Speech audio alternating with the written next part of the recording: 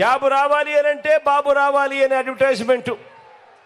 ఇదే కదా వాళ్ళు చెప్పింది, ఇదే కదా అమ్మ వాళ్ళు చెప్పింది, ఇదే కదా తమ్ముడు వాళ్ళు చెప్పింది. మరి ఈ రోజున నేను ఇంత పెద్ద సిద్ధం సభలో అడుగుతా ఉన్నాను, మీ అందరి సమక్షంలో అడుగుతా ఉన్నాను. చంద్రబాబు అధికారంలోకి వచ్చాడు, ఎన్నిసార్లు వచ్చాడన్నా? ఎన్నిసార్లు వచ్చాడక్క? 3 సార్లు ముఖ్యమంత్రిగా అధికారంలోకి వచ్చాడు. 14 ఏళ్ళు ఆయన ముఖ్యమంత్రిగా పరిపాలన కూడా చేశాడు. మరి చంద్రబాబు అధికారంలోకి వచ్చి 3 సార్లు ముఖ్యమంత్రి అయి 14 ఏళ్ళు ఆయన ముఖ్యమంత్రిగా పరిపాలన చేసిన తర్వాత కూడా మరి మీ ఇంట్లో కానీ మీ ఇంటి చుట్టుపక్కల కానీ ఎవరికైనా చంద్రబాబు ఆయన హయాంలో గవర్నమెంట్ జాబ్ ఎవరికైనా వచ్చిందా అని అడుగుతా ఉన్నాను మీ అందరితో కూడా. వచ్చిందా అన్నా? వచ్చిందా తల్లి?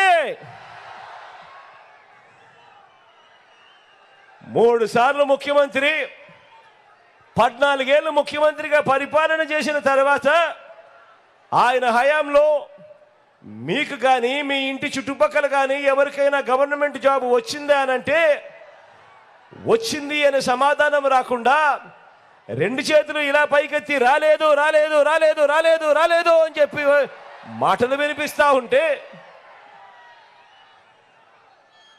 మరి మీ జగన్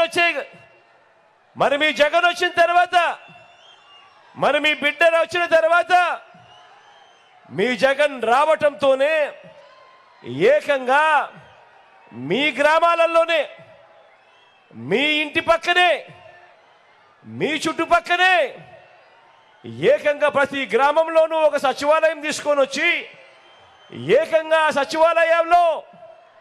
సచివాలయాల్లో ఏకంగా 1,35,000 మంది మన పిల్లలకు ఈరోజు ఉద్యోగాలు చేస్తా ఉన్నారు. మన పిల్లలు మన గ్రామాల్లోనే మన చెల్లెమ్మలు మన తమ్ముళ్ళు ఏకంగా 1,35,000 మంది మన గ్రామాలలో మన కళ్ళ ఎదుటే గవర్నమెంట్ ఉద్యోగాలు చేస్తూ చిక్కటి చిరునవ్వులతో కనబడతా ఉన్నారు.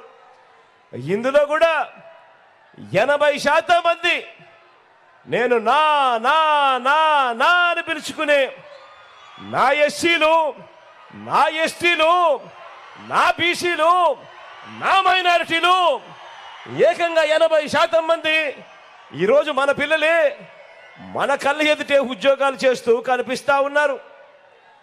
మనం రానంత వరకు, మన ప్రభుత్వం రానంత వరకు ఏ గవర్నమెంట్ హాస్పిటల్కు పోయినా కూడా అక్కడ డాక్టర్లు లేరని, నర్సులు లేరు అని, ఇతర సిబ్బంది లేరు అని, పరికరాలు లేవని, మందులు లేవు అన్న పరిస్థితి నుంచి ఈరోజు ఒక్క వైద్య ఆరోగ్య రంగంలో మాత్రమే మీ బిడ్డ వచ్చిన తర్వాత ఈ 58 నెలల కాలంలోనే అక్షరాల 54,000 పోస్టులు ఒక్క వైద్య ఆరోగ్య రంగంలోనే మీ బిడ్డ నియమించాడు.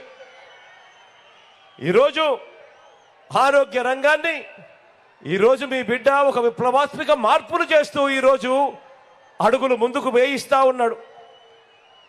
నేను అడుగుతా ఉన్నాను, ఈరోజు మీలో ఎవరైనా కూడా గవర్నమెంట్ హాస్పిటల్కు పోతే గతంలో మాదిరిగా డాక్టర్లు లేరు, నర్సులు లేరు, పారామెడిక్స్ లేరు అన్న పరిస్థితి నుంచి పోయి ఈరోజు ప్రతి పేదవాడికి కూడా చిక్కటి చిరునవ్వులతో అదే గవర్నమెంట్ హాస్పిటల్లో కూడా వైద్య సేవలు అందుబాటులో ఉన్నాయా లేదా అని అడుగుతా ఉన్నా నేను మీ అందరితో కూడా. ఇలా ఇలా ఉన్నాయా లేదా అని అడుగుతా ఉన్నాను.